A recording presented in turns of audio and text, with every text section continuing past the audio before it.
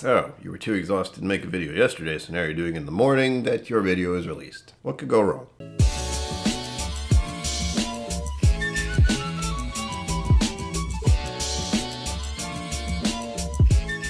Welcome to KillCo Whiskey Musings. My name is Brian, and my voice sounds different in the morning, apparently.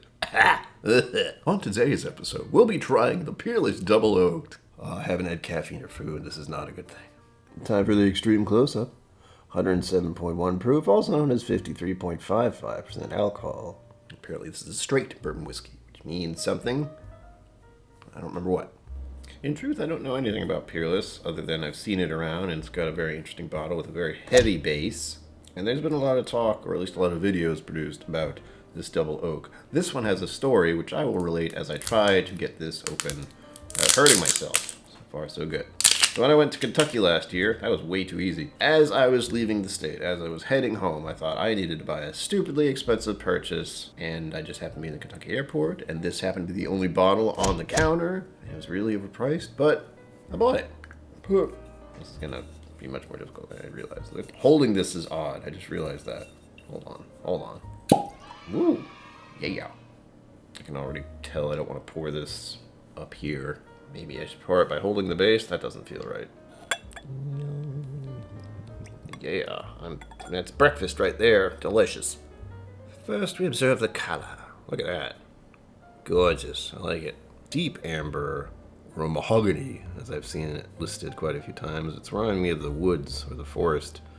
Deep, dark bark of some sort. Onto the nose.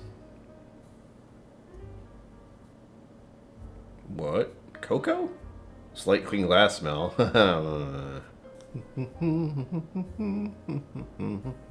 Brown sugar, a deep caramel, like a rich, thick, dark caramel. There's a certain sweetness to it because of that.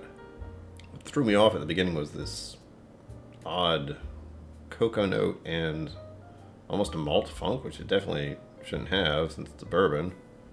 Unless they used a high malt. I don't know. It threw me off at the start. It's not there now. There's a fig or raisin note. A slight bit of orange peel. Even the noses make me think of a forest. An old forest. I'm picking up a slight pine, which is making me think of that forest. Strange thought I just had is that it smells thick. Take that for what you will. Syrupy. Like a true maple syrup. Maybe I just want pancakes. It's early. Let us move on to the palate, because I need my breakfast whiskey immediately.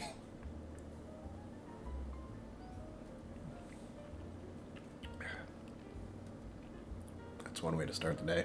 Yep. Wow. Right there. Hello. Good morning.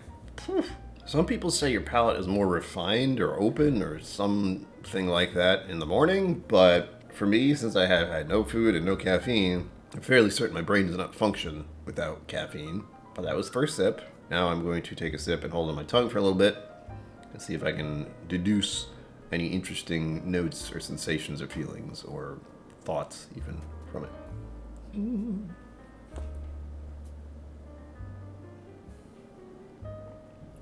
Oh, wow. Oh my goodness. That texture. I was right. It's thick. It's luscious. It's glorious. It is creamy. Oh god, that was good. And the spices on this are nice. With chocolate, caramel. Oh, that was luscious. I don't know what it was, but like the first initial sip was okay. And then it just kind of spread out. Oh god, that was good. Wow. That was unexpected. That was very unexpected. That's a damn fine bourbon, I must say. Holy smokes. Maybe it's just because it's breakfast whiskey. I don't know. Going for another sip? Okay, if you insist. Cranberry and fig? Maybe a little bit of a pine note? The oak is fairly prominent too. It's drying out my tongue just a little bit, but because of the texture of it.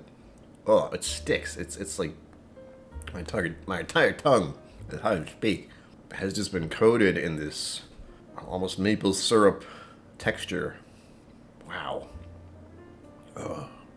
Maybe I should have breakfast whiskey more often. Wow. The thing of note about this whiskey, I just bought this at the airport because it was there, it was expensive, it was me leaving and I wanted to buy something I hadn't really heard of and looked interesting. And this was back in November of 2021. And I come to find out that not long after I got home and had this bottle in my possession, at least 2 other channels did a video about it, which I couldn't watch because I haven't had it yet. I have a feeling they gave it some good praise, but I'll have to go back and check myself. Right now, I think it's really good.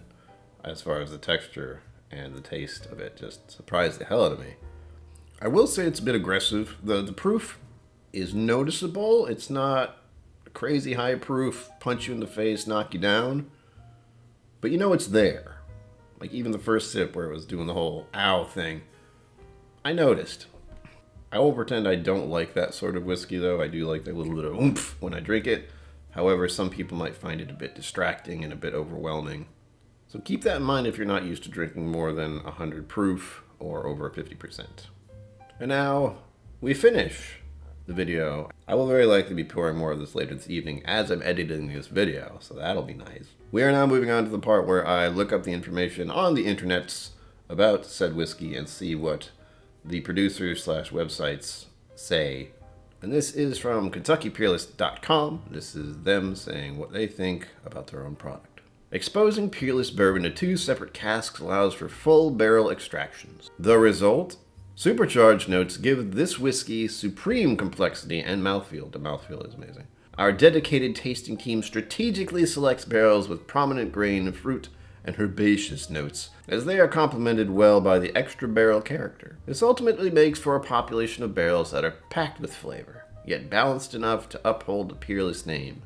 I like it. I definitely like it. I don't know if I got herbaceous. Maybe I just glossed over it. We'll see. Let's see what they say.